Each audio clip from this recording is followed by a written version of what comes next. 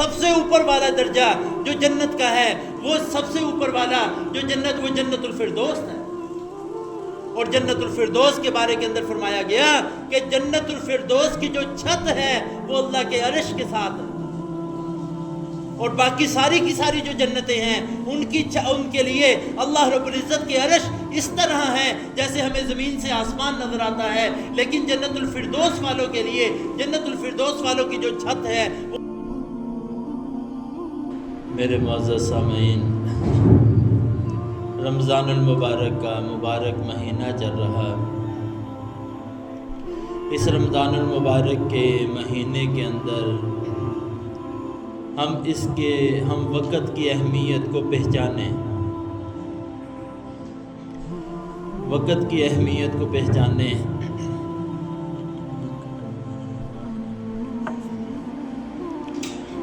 اللہ رب العزت نے ہمیں جس زمانے کے اندر پیدا فرمایا، ہم اپنی بے علمی اور بے عملی کی وجہ سے ہم اس زمانے کے اندر موجود ہیں کہ جو پہلے اللہ والے تھے، پہلے اولیاء اللہ تھے، جو پہلے والے تھے، وہ اس زمانے سے پناہ مانگا کرتے تھے۔ آج میں اور آپ جس زمانے کے اندر ہیں، مولانا احمد علی لاہوری رحمۃ اللہ علیہ بازار کے اندر لاہور میں اکثر اپنے درس قرآن میں یہ بات ارشاد فرمایا کرتے تھے کہ میں بازار کے اندر نکلا، بازار میں گیا تو ایک آدمی کو دیکھا جو شکل کے اعتبار سے بہت ہی زیادہ دیندار، اللہ والا شکل کے اعتبار سے معلوم ہو رہا ہے۔ میں ان کے پاس چلا گیا، میں ان کے پاس جا کے کھڑا ہی ہوا تو وہ مجھے کہنے لگے کہ احمد علی، اس دنیا کے اندر انسان کہاں ہے؟ کہتے میں نے کہا کہ حضرت یہ سارے کے سارے انسان ہی ہیں، سارا بازار بڑا ہوا ہے۔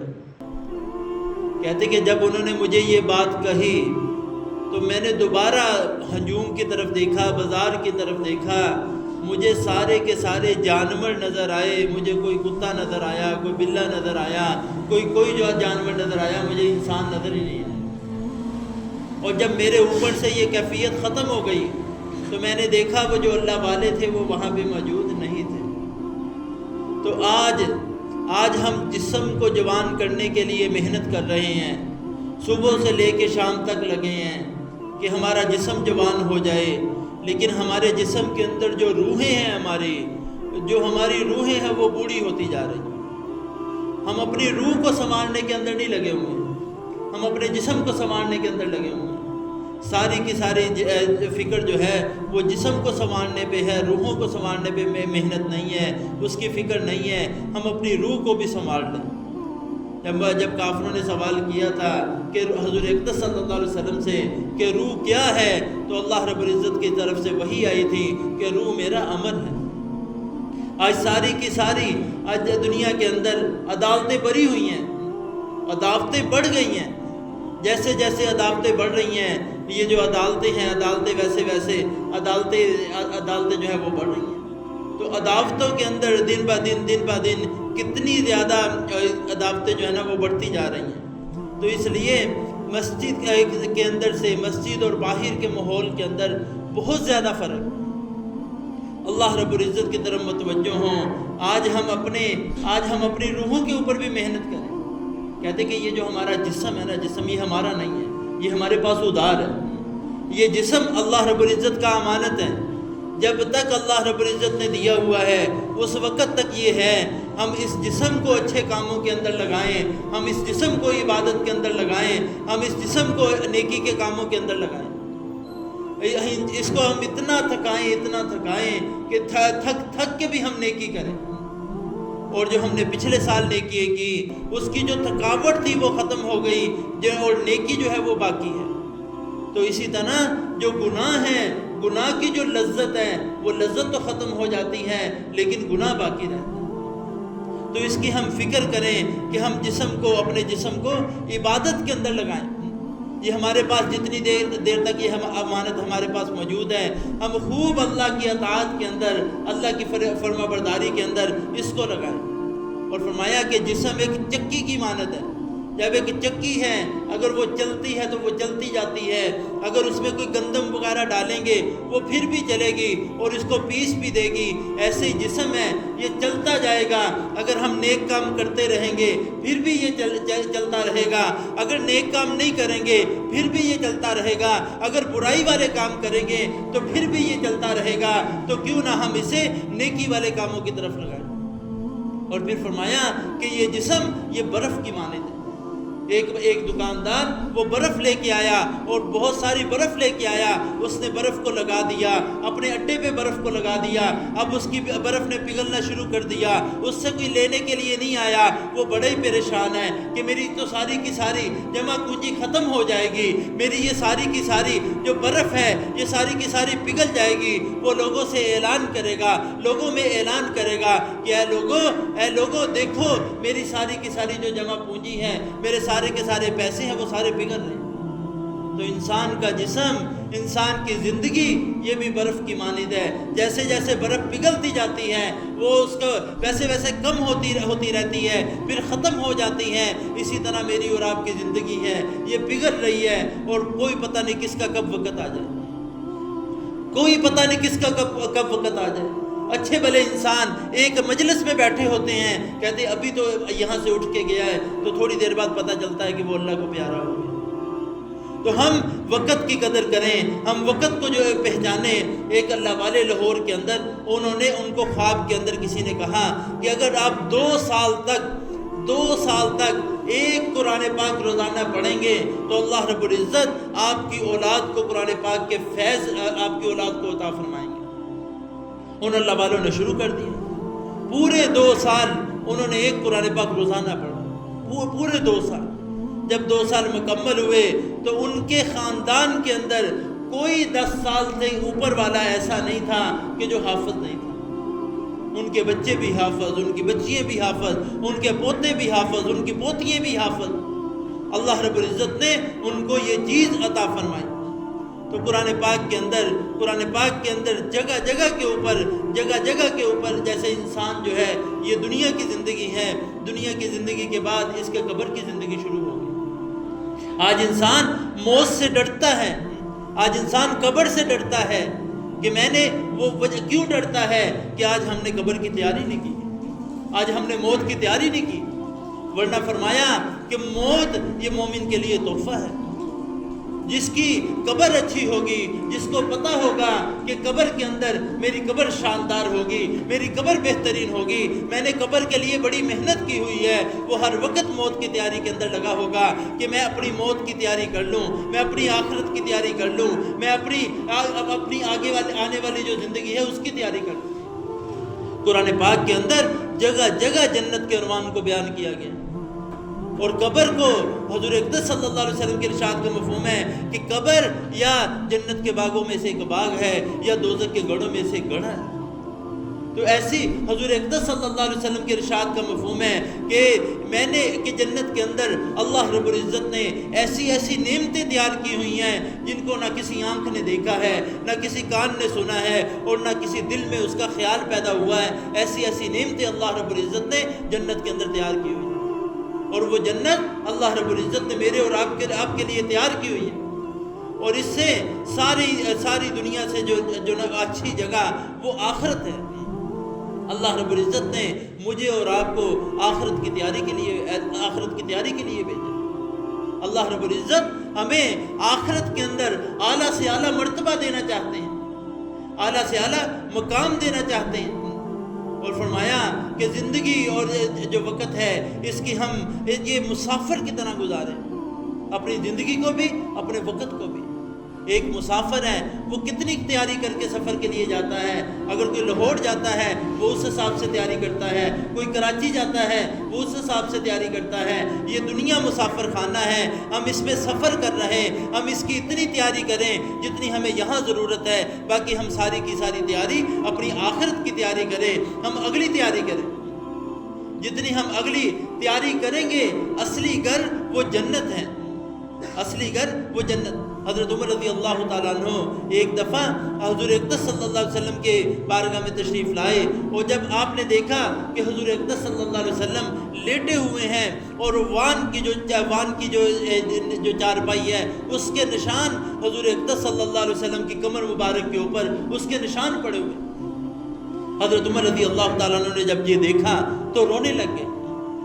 حضور اقدس صلی اللہ علیہ وسلم نے جب سیدنا عمر رضی اللہ تعالیٰ عنہ کو روتے ہوئے دیکھا تو عمر رضی اللہ تعالیٰ عنہ کہنے لگے یا رسول اللہ صلی اللہ علیہ وآلہ وسلم دنیا والے دنیا کے اندر کتنی اللہ رب العزت نے کسی کو تخت دیا ہے, دنیا کے اندر ان کے پاس کیا کیا دنیا کی چیزیں ہیں, اور آپ کے جسم مبارک کے اوپر یہ نشان پڑے.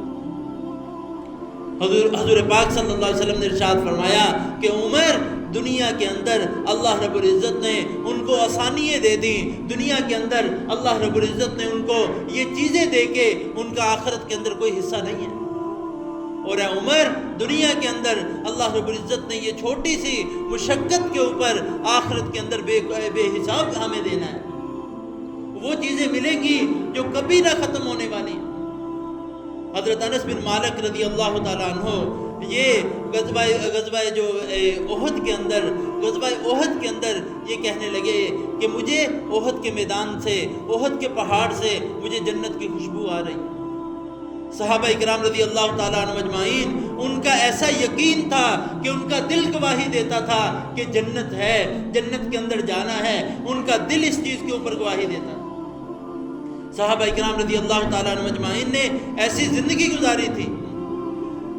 جب اسی میدان کے اندر حضرت صفیہ رضی اللہ تعالیٰ عنہ وہ 2 چادریں لے کے آئیں, جب ان کو پتہ چلا کہ سیدنا حمزہ رضی اللہ تعالیٰ عنہ جو میرے بھائی ہیں ان کو شہید کر دیا گیا اور ان کا موصلہ کر دیا گیا, 2 چادریں لے کے آئیں. حضور اقدس صلی اللہ علیہ وسلم کے سامنے 2 چادریں پیش کی, ان میں سے ایک بڑی چادر تھی, ایک چھوٹی چادر تھی. حضرت حمزہ رضی اللہ تعالیٰ عنہ کے ساتھ حضرت مصعب بن عمیر رضی اللہ تعالیٰ عنہ کی لاش بھی پڑی ہوئی تھی. حضور اقدس صلی اللہ علیہ وسلم نے ارشاد فرمایا کہ ان کو فرمایا کہ میں یہ ایک چادر حضرت مصعب کو دے دیتا ہوں, ایک حضرت حمزہ رضی اللہ تعالیٰ عنہ کو دے دیتا ہوں. اور حضور اکرم صلی اللہ علیہ وسلم نے جو بڑی والی چادر تھی وہ حضرت مصعب بن عمیر رضی اللہ تعالیٰ عنہ کو دے دی, اور جو چھوٹی والی چادر تھی وہ حضرت حمزہ رضی اللہ تعالیٰ عنہ کے کفن میں دے دی. اور فرمایا جب اس قدر جو بڑی والی چادر تھی وہ بھی اس طرح کی تھی, اگر سر کے اوپر کرتے تھے تو حضرت مصعب بن عمیر رضی اللہ تعالیٰ عنہ کے پاؤں ننگے ہو جاتے تھے, اگر پاؤں کی طرف کرتے تھے تو سر مبارک ننگا ہو جاتا تھا. تو حضور اقدس صلی اللہ علیہ وسلم نے ارشاد فرمایا کہ ان کا سر مبارک کے اوپر چادر دے دو, پاؤں کے اوپر پتے وغیرہ ڈال دو. اور حضور اکرم صلی اللہ علیہ وسلم نے ارشاد فرمایا سارے کے سارے صحابہ سے فرمایا کہ تم سارے کے سارے یہاں پہ موجود ہوں گے, یہاں پہ ابھی ہم ان کو دفن کرنے کے بعد یہیں پہ موجود ہوں گے. اللہ رب العزت ان کے لیے جنت کے لباس بھیج دیں گے, ان کی قبروں کے اندر ان کو جنت کے لباس پہنا دیے جائیں گے, ہم یہیں پہ موجود ہوں گے. تو اصل زندگی آخرت کی زندگی ہے, اصل زندگی جنت کی زندگی.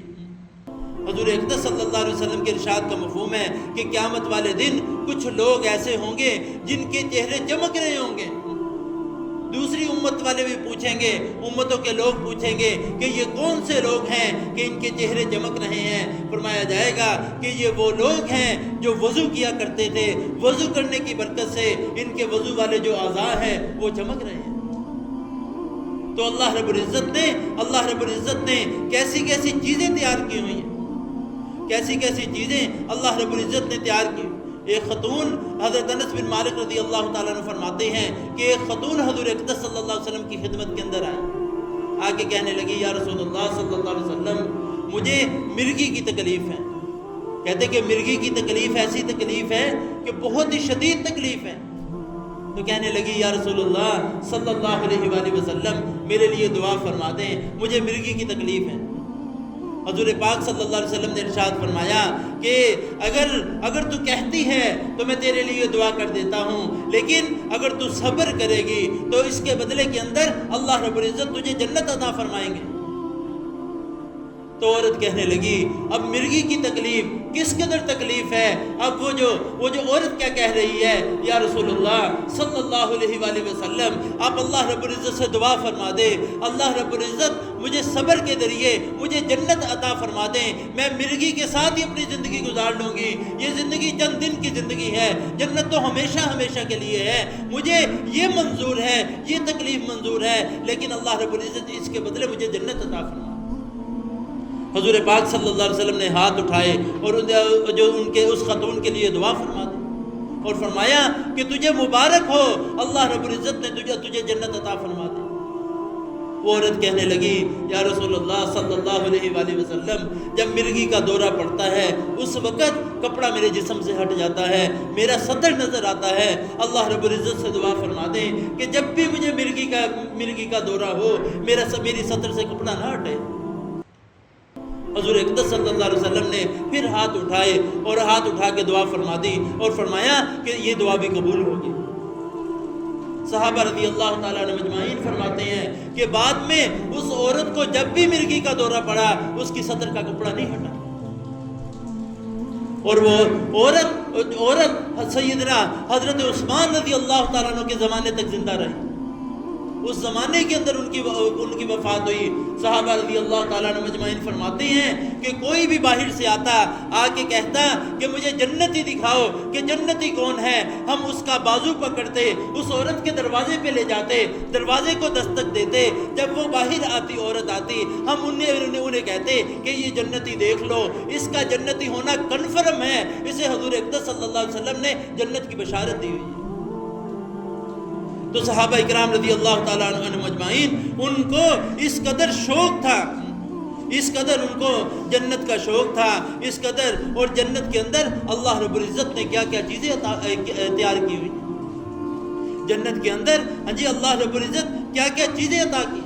سعد بن معاذ رضی اللہ تعالیٰ عنہ، وہ ایک غزوے کے موقع کے اوپر ان کے زخم لگ گیا، اب وہ بڑے ہی پریشان ہے، زخم شدید ہے، بڑے ہی پریشان ہے، اب ہاتھ اٹھائے اللہ رب العزت سے کہنے لگے کہ یا اللہ اگر قریش کے ساتھ اور کوئی جنگ نہیں ہے، میرے یہ جو زخم لگا ہوا ہے مجھے اس کی تکلیف کے اندر ہی مجھے موت دے دینا تاکہ مجھے شہادت نصیب ہو جائے، بعد میں پتہ نہیں شہادت ملے یا نہ ملے۔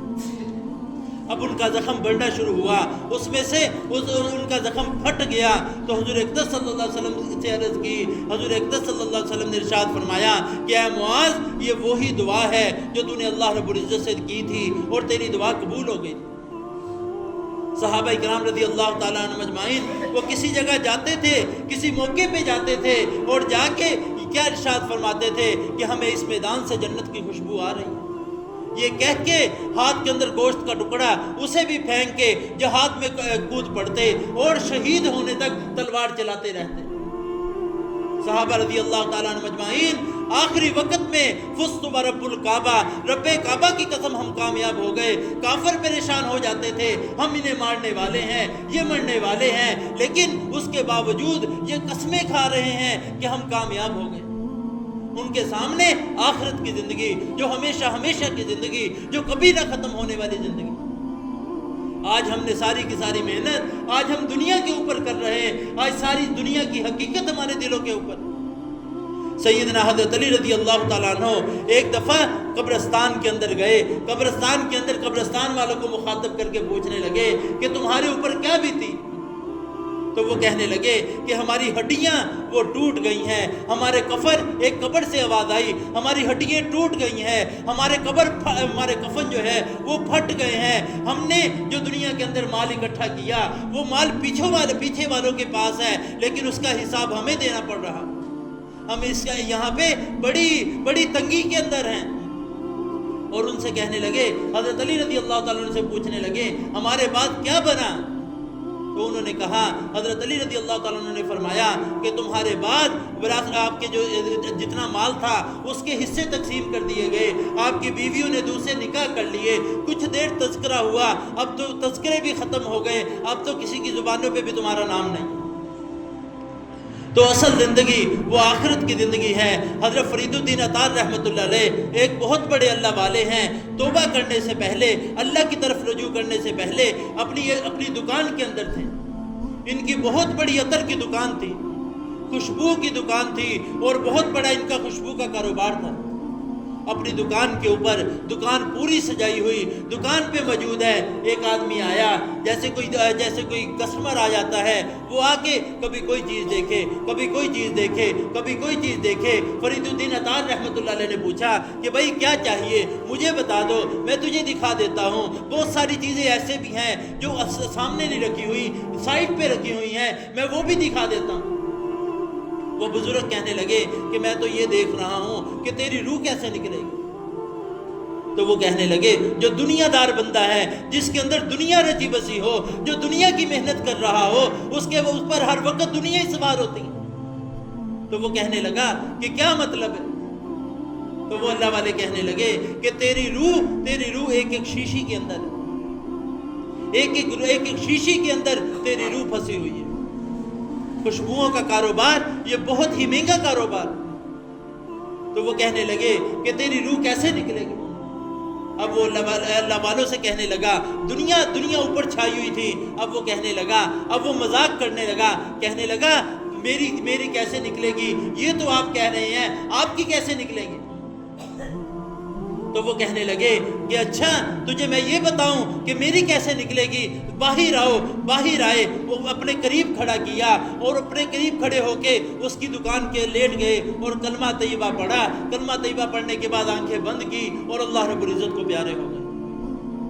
جب فرید الدین اطار رحمۃ اللہ علیہ نے دیکھا، وہ پریشان ہو گئے کہ یہ کیا ہو گیا. انہوں نے لوگوں کو اکٹھا کیا، ان کے کفن کا انتظام کیا، ان کو دفن کیا. جیسے ہی کہتے میں نے ان کو دفن کیا، میری ساری کی ساری خواہشات بھی ان کے ساتھ دفن ہو گئی. میں نے ہر چیز چھوڑ کے اللہ رب العزت کی طرف اپنے آپ کو لگا لیا. تو اللہ رب العزت کی طرف، ہم اللہ رب العزت کی طرف اپنے آپ کو لگائیں. امام غزالی رحمۃ اللہ علیہ فرماتے ہیں ان کے بارے کے اندر کہ انہوں نے غسل کیا، غسل کرنے کے بعد انہوں نے کفن پہنا، کفن پہننے کے بعد خوشبو لگائی اور چارپائی کے اوپر لیٹ گئے اور پھر کہنے لگے کہ اے اللہ اگر تو اس میں خوش ہیں تو پھر میں تیار ہوں، میں راضی ہوں. کلمہ طیبہ پڑھا اور ان کی روح پرواز کر گئی. تو آج اصل جو آنے والی زندگی ہے، جو ہمیشہ کی زندگی ہے، وہ آخرت کی زندگی ہے. اس کی تیاری کے لیے اللہ رب العزت نے ہمیں اس دنیا کے اندر بھیجا. ایک خاتون حضور اقدس صلی اللہ علیہ وسلم کی خدمت کے اندر آئی، آ کے کہنے لگی یا رسول اللہ صلی اللہ علیہ وآلہ وسلم، میرا بیٹا بدر کے میدان کے اندر شہید ہو گیا. یا رسول اللہ صلی اللہ علیہ وآلہ وسلم ذرا مجھے بتائیے میرا بیٹا کہاں ہے؟ میرا بیٹا جنت میں ہے یا جہنم میں ہے؟ کہاں پہ ہے میرا بیٹا؟ حضور اقدس صلی اللہ علیہ وآلہ وسلم نے پوچھا، اور صاحب اس وقت پوچھا کہ اگر تجھے معلوم کرنے لگی، اس کو معلوم کر کے تو نے کیا حاصل کرنا ہے؟ وہ کہنے لگی اگر میرا بیٹا جہنم کے اندر ہے، میں اس کے لیے روؤں گی، میں اس کے لیے گڑ گڑاؤں گی، میں اللہ سے مانگوں گی، اتنا مانگوں گی اللہ اسے جہنم سے جنت میں لے جائے. حضور پاک صلی اللہ علیہ وآلہ وسلم نے اپنا چہرہ مبارک آسمان کی طرف کیا. بعد میں آپ نے فرمایا کہ تیرا بیٹا جنت کے اعلیٰ درجوں کے اوپر ہے. تو وہ عورت خوش ہو گئی، اس نے ایک آنسو بھی نہیں بہایا اور وہاں سے چلی گئی. صحابہ اکرام رضی اللہ تعالیٰ عنہ مجمعین فرماتے ہم سارے کے سارے وہاں پہ موجود تھے، تو ہم وہاں پہ اس کو دیکھ رہے تھے کہ اس عورت نے ایک بھی آنسو نہیں بہایا. ایسا جنت کا شوق تھا. ایک دفعہ ایک صحابی رضی اللہ تعالیٰ عنہ تشریف لائے، آ کے کہنے لگے یا رسول اللہ صلی اللہ علیہ وآلہ وسلم جنت بیان کریں. حضور پاک صلی اللہ علیہ وسلم نے جنت کو بیان کیا. بیان کرنے کے بعد جب آپ خاموش ہوئے تو وہ کہنے لگے یا رسول اللہ اور جنت بیان کریں. پیارے نبی نے اور جنت کو بیان کیا. جب خاموش ہوئے تو وہ کہنے لگے یا رسول اللہ صلی اللہ علیہ وسلم اور جنت کو بیان کریں. سیدنا عمر رضی اللہ تعالیٰ عنہ انہوں نے تلوار نکال لی کہ حضور اقدس صلی اللہ علیہ وسلم سے کہہ رہے. جب حضور پاک صلی اللہ علیہ وسلم نے حضرت عمر رضی اللہ تعالیٰ عنہ سے کہا کیا عمر ٹھہر جاؤ، پیارے نبی جی نے پھر جنت بیان کی. جنت بیان کر رہے، اس آدمی نے ایک چیخ ماری، اس دیہاتی نے ایک چیخ ماری، اس کی روح نکل گئی، اس کی روح اللہ کو پیاری ہو گئی. حضور اکرم صلی اللہ علیہ وسلم نے ارشاد فرمایا کہ جنت کے شوق نے اس کی جان لے لی. تو اصل جنت ہے، اصل جنت کی زندگی ہے، اصل جنت کی زندگی. تو معین الدین چشتی رحمۃ اللہ علیہ وہ 50 سال انہوں نے عشاء کے وضو کے ساتھ فجر کی نماز پڑھی. اتنا روتے چلتے پھرتے اٹھتے بیٹھتے وہ روتے رہتے. ان کے کتنے بڑے بڑے اولیاء اللہ جو ان کی وجہ سے اس مقام کے اوپر آئے تو ان سے کہنے لگے کہ آپ کیوں روتے ہیں؟ اللہ رب العزت نے اتنا مقام دیا، اللہ رب العزت نے اتنی شان عطا فرمائی، آپ کیوں روتے ہیں؟ وہ کہنے لگے کہ اللہ رب العزت کے پاس تو جانا ہے لیکن کوئی ایسا عمل نہیں ہے جو اللہ کے سامنے پیش کر سکوں. کوئی ایسا عمل میرے پاس نہیں ہے کہ جو میں اللہ کو دکھا سکوں کہ اللہ میں یہ عمل لے کے آیا ہوں، میں یہ عمل دنیا کے اندر لے کے آیا. تو رمضان کی برکت سے، جیسے رمضان کے اندر حضور اقدس صلی اللہ علیہ وسلم کے ارشاد کا مفہوم ہے کہ اللہ رب العزت جنت کو سجانا شروع کر دیتے ہیں، جنت کو راستہ کیا جاتا ہے اور جنت کی حوریں وہ آواز لگاتی ہیں ہے کوئی ہم سے نکاح کرنے والا. اللہ رب العزت کی جو جنت ہے یہ 7ویں آسمان سے شروع ہوتی ہے اور 7ویں آسمان سے جیسے آسمان ختم ہو جاتا ہے اللہ رب العزت کی جنت اس کے آگے اس کے اوپر بھی ہے. جیسے کسی لینٹر وغیرہ کے ذریعے شیڈ ڈالا جاتا ہے ایسے ہی اللہ رب العزت کی جنت. اور اس میں جنت میں اللہ رب العزت نے جنت کے درجے بنائے ہیں. ایک جنت اس طرح ایک اس طرح اللہ رب العزت نے اس کے درجے بنائے. وہ سب سے اوپر والا درجہ جو جنت کا ہے وہ سب سے اوپر والا جو جنت وہ جنت الفردوس ہے. اور جنت الفردوس کے بارے کے اندر فرمایا گیا کہ جنت الفردوس کی جو چھت ہے وہ اللہ کے عرش کے ساتھ ہے. اور باقی ساری کی ساری جو جنتیں ہیں ان کے لیے اللہ رب العزت کے عرش اس طرح ہے جیسے ہمیں زمین سے آسمان نظر آتا ہے، لیکن جنت الفردوس والوں کے لیے جنت الفردوس والوں کی جو چھت ہے وہ اللہ رب العزت کا عرش ہے. اور اللہ رب العزت نے کیسی جنت بنائی. کہتے کہ حضور اکرم صلی اللہ علیہ وسلم نے ارشاد فرمایا کہ جنت کے اندر کوئی بوڑھا نہیں جائے گا. ایک عورت رونے لگ گئی، یا رسول اللہ صلی اللہ علیہ وسلم میں جنت کے اندر نہیں جاؤں گی. پیارے نبی جی نے فرمایا کہ جنت کے اندر بوڑھا نہیں جائے گا، جنت میں جو جائے گا اللہ رب العزت اسے حضرت آدم علیہ السلام والا قد عطا کریں گے. 60 ہاتھ ان کا قد تھا. اور اللہ رب العزت حضرت یوسف والا اللہ پاک حسن عطا فرمائیں گے. اور جو آواز دیں گے وہ حضرت داؤد علیہ السلام والی آواز دیں گے ہر جنتی کو. اور ہر جنتی کو اللہ رب العزت حضرت عیسیٰ علیہ السلام والی جوانی دیں گے 32-33 سال.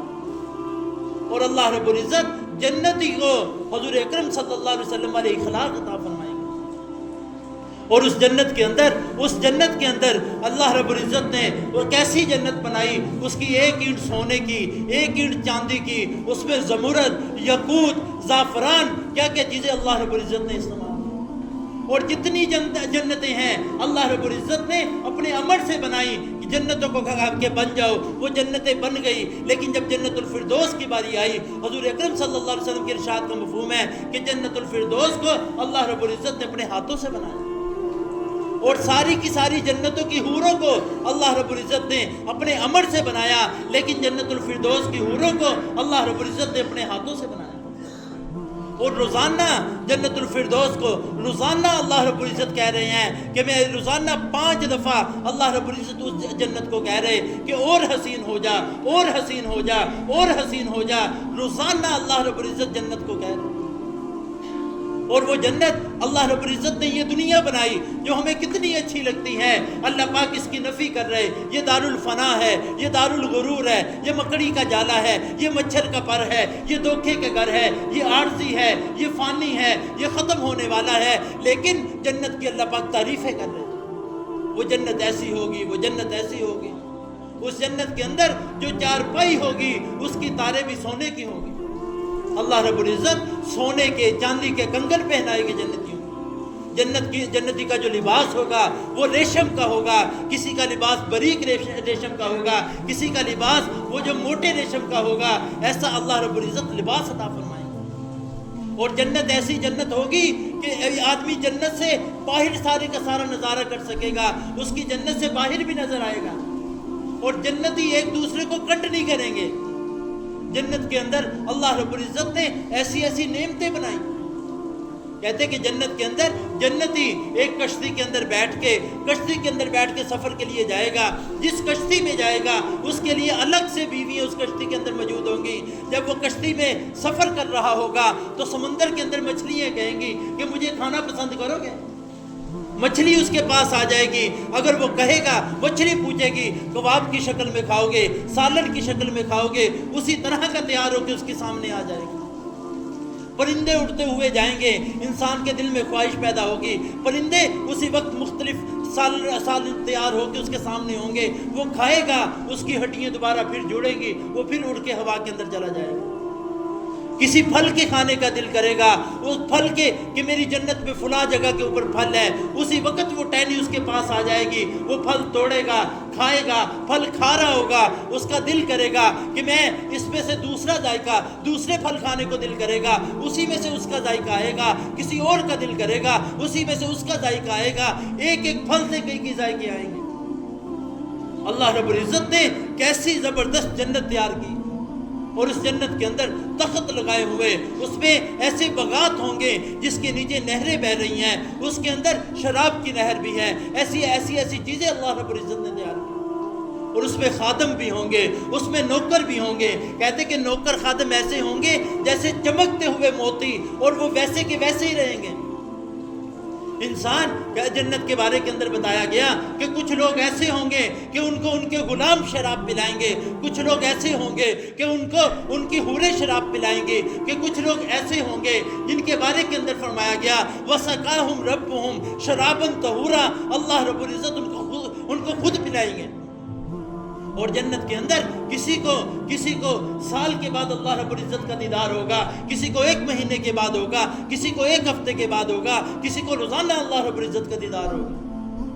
کیونکہ ایسے بھی ہوں گے جو ہر وقت اللہ رب العزت کو سامنے لیں گے. جب آدمی اللہ کا دیدار کر کے واپس آئے گا تو جب اس کے گھر والے ہوں گے وہ اس کو پہچانیں گے نہیں. ایسا زبردست اس کا چہرہ ہو جائے گا اللہ رب العزت کا دیدار کر کے. تو اللہ رب العزت نے ہمیں اس دنیا کے اندر آخرت کی تیاری کے لیے بھیجا ہے. اللہ رب العزت نے جنت کے اندر ایسی چیزیں تیار کی ہوئی ہیں.